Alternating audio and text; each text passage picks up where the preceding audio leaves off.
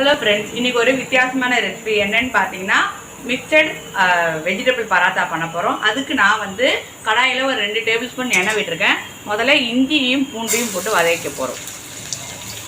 இப்போ பூண்டு வதங்கினதுக்கப்புறம் வெங்காயம் பொடியாக உங்களால் எவ்வளோ மேக்ஸிமம் பொடியாக நறுக்க முடியுமோ அவ்வளோ பொடியாக நறுக்குங்க.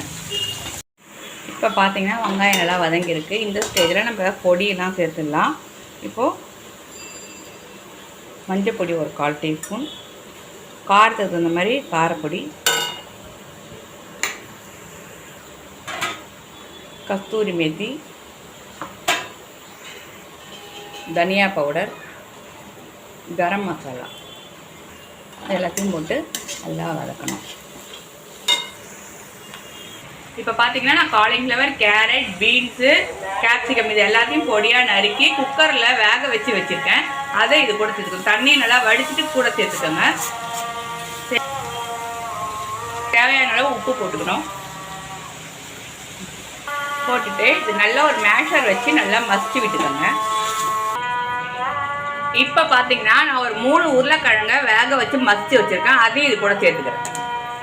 இப்போ எல்லாத்தையும் நல்லா சேர்த்து கலரணும். இந்த இது வந்து நல்லா உருட்டுற பதத்துக்கு வரணும். அது வரைக்கும் நீங்கள் அடுப்பில் வச்சு கலரணும். இப்போ பார்த்தீங்கன்னா உங்களுக்கு நல்லா திக்காகிடுச்சு. இதில் தண்ணியே விடக்கூடாது. வெங்காயத்தை கூட நல்லா வதக்கிட்டோம்னா நல்லா மேஷ் ஆகிடும். உங்களுக்கு தண்ணியை விடாமல் இப்படி நல்லா திக்காக இப்படி நல்லா இந்த பதத்துக்கு இருந்தால் சப்பாத்தி உள்ளே வச்சு உங்களுக்கு இட முடியும். இல்லை பன்னீர் இருந்தால் கூட நீங்கள் துருவி பன்னீர் சேர்த்துக்கலாம். இப்போது நமக்கு உள்ளே இருக்கிற ஸ்டஃபிங் ரெடி ஆகிடுச்சு.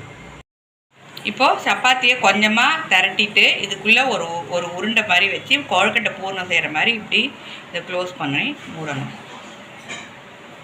இப்போ பாருங்கள், க்ளோஸ் பண்ணியாச்சு. இதை மாவு போட்டு தேய்க்கணும்.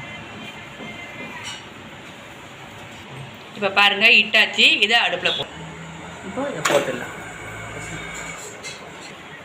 இப்போ ஆயில் இது வந்து சாதா சப்பாத்தி மற்ற சப்பாத்தி மாதிரி மெல்லிசாலாம் வராது, கொஞ்சம் குண்டாக தான் இருக்கும். இது மெல்லிசா திரட்ட வராது. இப்போது இது நல்லா 2 பக்கமும் திருப்பி வேக விடுங்க. எண்ணெய் இல்லை நெய் எது உங்களுக்கு பிடிக்குமோ அது விட்டுக்கலாம். இப்போ பார்த்தீங்கன்னா நம்மளோட மிக்ஸ்டு வெஜிடபிள் பராத்தா ரெடி ஆகிடுச்சு. பாருங்கள், சூப்பராக இருக்குது. இது கூட நீங்கள் ஜீரா போட்ட தயிர் சேர்த்து சாப்பிட்லாம். இல்லைனா ஆவக்காய் பிக்கல், எலுமிச்சங்காய் பிக்கல், எந்த பிக்கல் வேணாலும் போட்டு சாப்பிட்லாம். ரொம்ப டேஸ்ட்டாக இருக்கும். இதை கண்டிப்பாக ட்ரை பண்ணி பாருங்கள். ட்ரை பண்ணி பார்த்துட்டு உங்கள் கமெண்ட் என்னங்கிறத சொல்லுங்கள். சேனலை மறக்காமல் சப்ஸ்கிரைப் பண்ணுங்கள். தேங்க்யூ. பார்த்தீங்கன்னா உங்களுக்கு தெரியும்.